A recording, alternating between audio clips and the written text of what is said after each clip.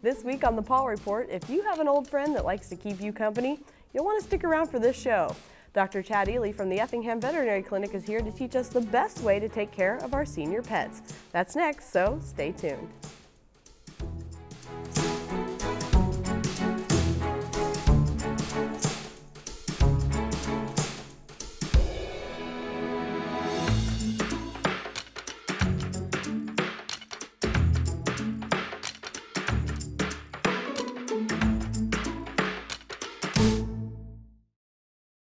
Welcome to the Paw Report. I'm your host, Kate Pleasant, and I'm here today with Dr. Chad Ely from the Effingham Veterinary Clinic. Thanks for joining me today. Yeah, thank you for having me here. Sure, and we're talking about senior pet care. I guess, you know, pet care for elderly pets, and something you may not think of is your pets do become seniors. Yes, they do. So what would you say, at what point is a cat or a dog maybe considered an elderly or senior pet? Well, small breed dogs live longer than large breed dogs or giant breed dogs. And cats even live longer than dogs. So a small breed dog might be considered a senior 8 or 9 years of age. Okay. And but other large breed dogs, less than 8, and a giant breed, definitely 6, like a Great Dane or a Mastiff. Really? They are definitely seniors by 6 years old. Okay. Just due to their general lifespan. Okay.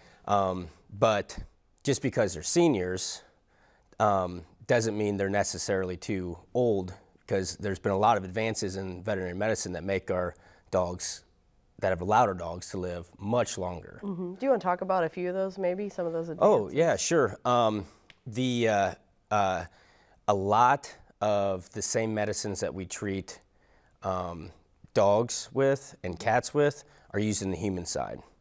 So research and development on the human side and research and development on the veterinary medicine side are very similar. Okay. So a lot of the advances you see in human medicine, you also see in veterinary medicine. Okay. Not just with medicine, but with nutrition as well. Okay. So nutrition is probably taken off the most as far as prescriptions go, and getting detailed. But first you have to, before you can prescribe anything, you have to actually have your hands on the dog, right, and do a physical exam and see what's going on with these dogs too. Okay.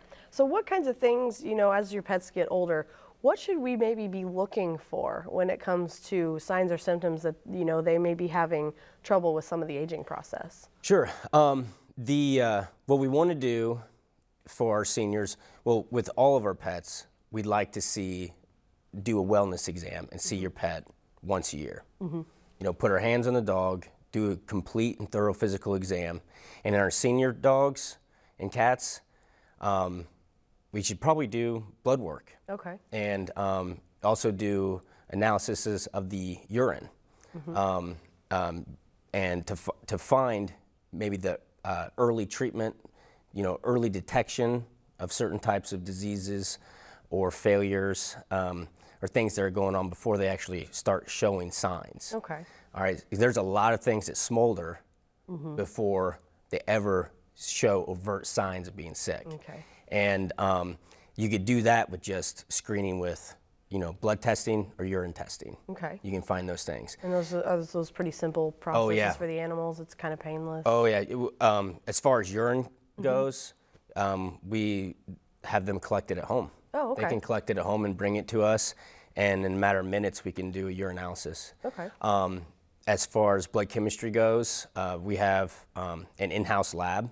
Okay. That we draw blood, and in 10 minutes later we have results. Is that pretty common at most veterinarian offices? More and more, yeah. I'd say maybe 30 years ago, not so much. But you know, most veterinary practices these days have a complete blood count machine as well as a blood chemistry machine. Okay. You know, and so it's pretty common, get results right there and get a lot of answers soon. Okay. And that'll show you things before you start seeing signs. And there's a lot of signs that an owner can see. I know you asked about signs. Yeah, what are some of those? You know, if you're at home, what kinds of things should you be looking for in an aging pet? Yeah, well, there's a lot.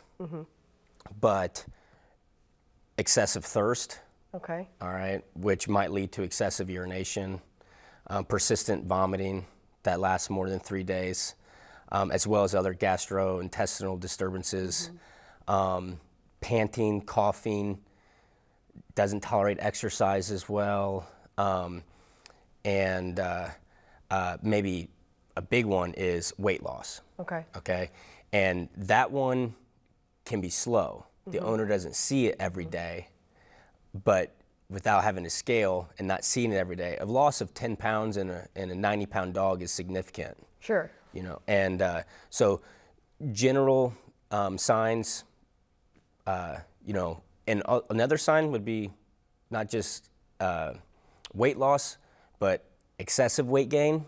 Okay, so gaining weight really quickly, maybe? Yes, getting Okay. enlarged abdomen. Okay. And decreased appetite or increased appetite throw a lot of red flags of things that we need to start looking for. Okay, so really it's one of those things, if you are concerned at all, just call your veterinarian or take the animal to the veterinarian. Absolutely. Okay.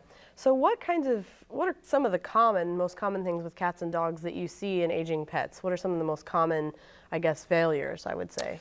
Well, a general slowing down. A lot of our dogs have arthritis. But organ failures are very common. Unfortunately, cancer is too. Sure. Just like in humans and our dogs and cats, that's very common as well. Organ failures, kidney failure, liver failure, congestive heart failure, and a general slowing down of things. Just like people, I guess you'd say. You know, Absolutely. we slow down as we age, and so do pets. So Oh, it's something definitely. to start watching for. I would say you recommend it at those ages, probably even before. Yep. Okay.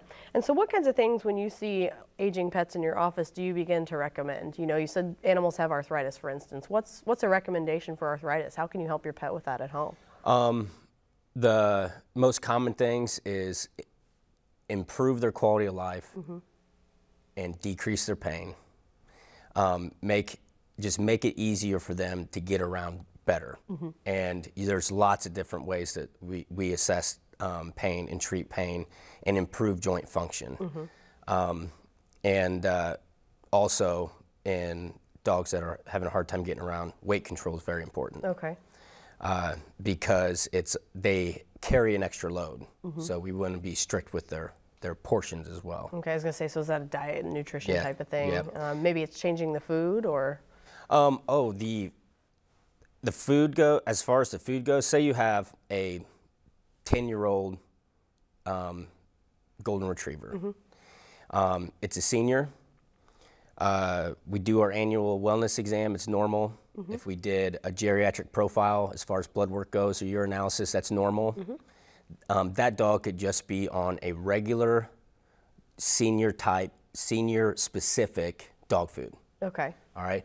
But if there's any other abnormalities, there's a whole array of prescription foods that we can address their specific needs. Okay. You know, if they have kidney impairment, if they have liver impairment, if they have heart impairment or intestinal problems, you know, the list goes on and on of the prescription type specific foods that we can use to customize this dog's treatment plan. Okay. So really nutrition is one of those things that, you know, you can start with before medication, maybe.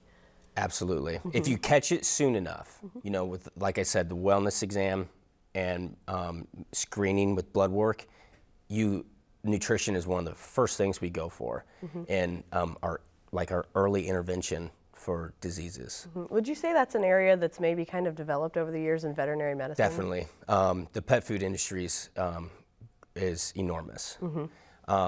And there's a lot of research that goes into it, and it has taken off very well. Okay. So what would you say are some of the things when, you know, animals come into your office? What are some of the more bizarre things you've heard about senior pets? You know, I mean, I'm sure that you hear a variety of things, but, you know, what are maybe some of the more interesting things you hear? You know, a common thing would be,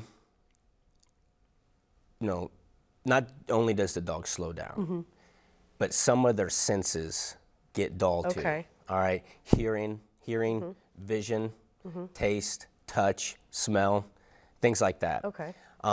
it's hard to find a 12-year-old dog without cataracts. Right. And a 12-year-old dog with cataracts, in shadows and in dim places or at night, they'll bump into things. They may walk slower. They may bark more at noises outside because they don't see as well. Right. And another common thing with hearing, the owner will complain that, well, the dog doesn't know that even that I come home. The garage door opens and he used to come to the door and bark. Now the garage door opens and the dog doesn't hear me come in. Right. Okay, and then maybe 6 months later, not only does the dog not hear you come in, but you have to actually go to the bedroom wherever the dog's sleeping and wake them up because they sleep more. And like I said, not only are their senses dull with vision and hearing, but maybe touch too. Sometimes I've heard owners say they have to literally shake them to wake them up. Okay. So I guess that would kind of change, how you are bonded with your pet as they get older. So maybe you need to kind of be aware of that. Is that something? Absolutely. Owners definitely should be aware and take note in little changes that they make. Even with bathroom habits when they get older. So some of those bathroom habits are much different. And sometimes, just because they're slowing down and they start increasing they seem to be panting more, don't just put it off as, well, my dog's panting more. There might be something else going on too. I had a dog when I was growing up that she was small, and as she got older, she started to sleep in the closet because I think, she couldn't see, she didn't hear very well, so I think she would kind of surround herself. Yeah, nobody could sneak up behind her that way, and things like that. So we had to go look for her in the closet. Whenever we would come home, she's probably in the closet. She would nose her way to one of those closets. So something to kind of pay attention to, I guess, with older animals. But you mentioned cataracts a while ago. Is there something that can be done to help an animal that has cataracts? I know people have cataract surgery. There is cataract surgeries. You can have a cataract surgery performed. The University of Illinois Ophthalmology Department performs cataract surgeries. Most owners recognize this as a common degenerative aging change with the lenses of their dog's eyes. Right. And most cataract surgeries that are performed are in young dogs that have some sort of other disorder that needs to be seen by an ophthalmologist. Cataract surgeries aren't typically performed in the classic private practice environment. Okay, so it's not the kind of thing you're going to go to your vet's office and they're going to do it right there. You're going to see a specialist for cataract surgery. And that's something that, I guess if your vet would see something that your animal did need a specialist for, you can do recommendations. Yep, absolutely. Referrals to a specialist in a case like that would be recommended. Okay. And so with the ever-aging pet problem that we would have, would you say that there are certain kinds of things that owners need to, do they need to address animals differently? Do they need to, is there any other things we can do to help the quality of life as they age? Yes, I think the most important thing is keep them comfortable, keep them active. Okay. We want them to stay active mentally and physically. Okay. Physically, because if you don't use it, you're going to lose it. Right. And so if they do have some stiff joints related to arthritis and aging, we want them to stay strong. Don't overdo it because they're just going to hurt. Right. But they got to do something. And then also keep them mentally active, because just like in humans and dogs and cats, there's cognitive changes that occur as well. Okay. And so you want to keep them mentally active.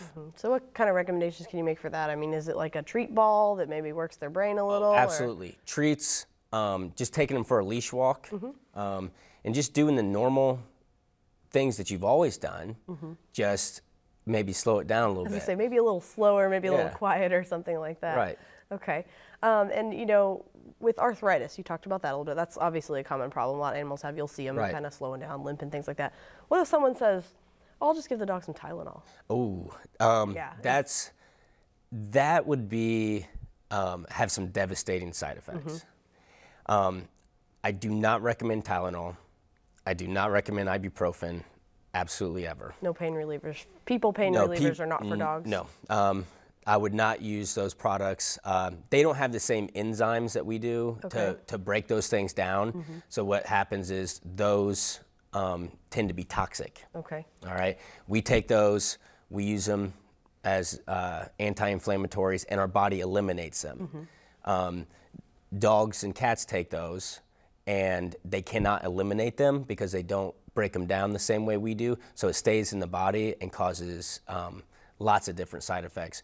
So we have a lot of dog-specific and cat-specific medications that are super safe for these animals. So if you suspect your animal, dog, cat, whatever, is in pain, you should see your veterinarian first. Yes. Don't reach for the ibuprofen. No home remedies, right? Okay. Right. And so, you know, what are the kind of common things, you know, you said you have animal-specific medications and things like that, but are there other things, you know, like I've heard, and everyone's probably seen that picture of the dog on the internet with the man in the water, you know, he does the water therapy for the arthritis for the dog. Are there things like that that we can do? I know you said mild exercise and things like that, but are there other things that we should be doing? Do we need to exercise them, or, you know, stretch them? Oh, like range of motion exercises? Yeah, range of motion things. Yeah, we do a lot of range of motion exercises after orthopedic surgeries. Okay. On joints. But I think the best thing for a senior is just a leash walk. Okay. Get off the couch, take a leash walk. A little mental stimulation as well as physical work. Get out there, sniff around, you know, get limbered up, and just go for a leash walk. Okay. Okay. Or just go out in the yard, nothing specific. Swimming is great for dogs that will swim. Okay. There's no concussive forces on. Just like people, I guess. It's kind of, Absolutely. you know, low impact type of things going on Low there. impact, no concussive forces on those joints, and very, very good for arthritic dogs. Okay. And so how can you tell if maybe your pet is experiencing some pain? There's the obvious, you know, they're limping or something like that, but what are some other signs or signals that older pets might display? The obvious things would be whining and yelping. Okay. You know, but they don't always whine or yelp. Sure. So it depends on that dog's pain tolerance. And maybe if they're not very tolerant to pain, or the pain is really bad, they will whine or yelp or tremble. Okay. Okay. But other things that you can see is they're slow to get up. They don't jump up on the furniture like they used to, if they're allowed to jump up on the furniture. They don't climb steps as well. They're reluctant to go up steps, reluctant to play and run. Okay.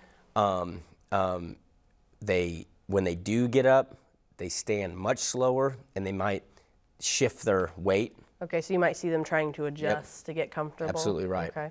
And another thing that you'll see slowly over time is their muscles will actually atrophy, get smaller. I was gonna say, does that mean they get physically smaller? Yeah, you know, I could have a dog come in that is large chested, got, you know, everything looks normal in the front legs, head and neck and chest, but its little back legs are just skinny. Okay. And I ask questions, I do my physical exam, and yes, those back legs are painful and sore. And they end up, you know, getting a history from the owner. Yeah, they're slower to get up, and they're painful. And so over time, that muscle decreases in size because they're just not using it like they used to. They don't want to use it because it hurts. Just like we do, you know, if our foot hurts, we're probably not going to put all the weight on it. So. Nope, exactly right. Okay. And do you see problems with hips in cats and dogs, or is that kind of a common thing as they get older, or is that breed specific more than likely? A little bit of everything. Okay. Yeah, I can see hip problems in young dogs that are born with a hip deformity called, not necessarily born with it, but they develop it, called hip dysplasia. That's very common in young dogs. You hear that a lot. Yeah. Some of that's genetic, some of that's just developmental. But a lot of dogs do develop arthritis in the hips. That's probably one of the most common areas, hips and knees and elbows. Okay. So that's something to be on the lookout for too. Absolutely. Okay. Are there anything else you'd recommend looking for or looking out when we're talking about senior pets here before we run out of time today? What I would do is definitely have your dog examined yearly, if not twice a year. And I strongly recommend minimum doing a urinalysis, just for, like I said, that that early detection of something that we can start treatment soon and maybe slow down the progression or eliminate it. Okay. That would be my biggest recommendation is annual exams and maybe some laboratory work, blood work or urinalysis. Okay. And can you just recap for us one more time before we leave, what were the ages that you consider pets elderly at? Sure. Most dogs, 8 to 9 years of age. Cats would be about the same. The large breed or giant breed dogs, a giant breed dog, definitely 6 years of age, is already considered to be a senior. Okay, so maybe sooner than you think with some animals. Absolutely. So something to start maybe paying attention to and just looking out for any even little habit changes. Yeah, I have a patient that is a toy poodle that is 17 years old. Oh my. Yeah, so it's been a senior for 8 years. Okay, so he's just been an old guy for a long time. For a long time. So just be on the lookout for those older guys. Watch out and let your vet know. All right. Well, Dr. Chad Ely from the Effingham Veterinary Clinic, we appreciate you coming on the Paw Report today. Thank you.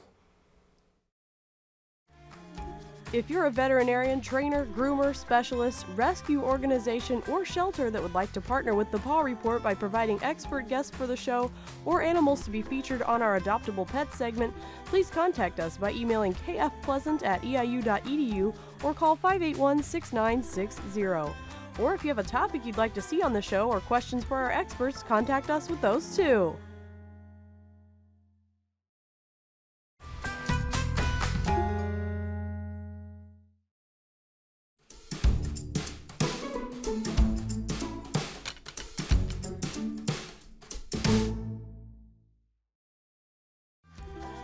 Did you know full episodes of the Paw Report are on YouTube? They can be accessed at youtube.com/WEIU-TV. Then just go to the Paw Report playlist and select the episode you want to see. More information about the show is also available 24/7 on our website at WEIU.net under the Television tab.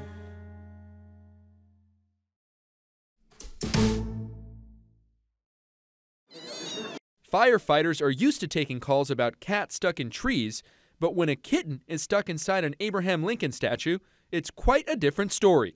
A Humane Society representative says the kitten had been trapped for several days in the statue at the President's Hall of Fame in Claremont, Florida. He's baffled as to how the little guy got in there. Firefighters drilled a hole through the top and successfully made the rescue. The kitten was taken to a local vet to be checked out. Fittingly, he will be named Abe. Diving pigs. A farmer in China has trained his swine to jump at least 3 times a day from a 10-foot platform into a pond. He tells Chinese news agency CCTV that the exercise makes his pigs leaner, which means they taste better. The pigs might even like the activity. The farmer says some jump up to 30 times a day. This was Jasper after his injury in 2008. He couldn't move his hind legs, but thanks to a pioneering treatment, Jasper went from being paralyzed to walking with the aid of a harness, and then finally running by himself. Scientists at the University of Cambridge took the cells from Jasper's nose and injected them into his damaged spinal cord. Professor Nicholas Jeffrey designed the study. The cells that we used, when they're in the nose, they usually help nerve fibres to grow from the nose into the brain. That's their normal function in the nose. And so the idea is that when you transplant them into the spinal cord or anywhere else in the nervous system, then they might also help new nerve fibres to grow from one place to another. And it's not just Jasper who's whizzing around the house again. The scientists say some of the other dogs in the study regained limited use of their hind legs. But the researchers acknowledge that this procedure alone would not likely have any useful benefit for human spinal cord injury patients. I don't think there's ever going to be a quick fix for spinal cord injury. But Jeffrey says he believes it's a small step in the right direction. Max Foster, CNN, London.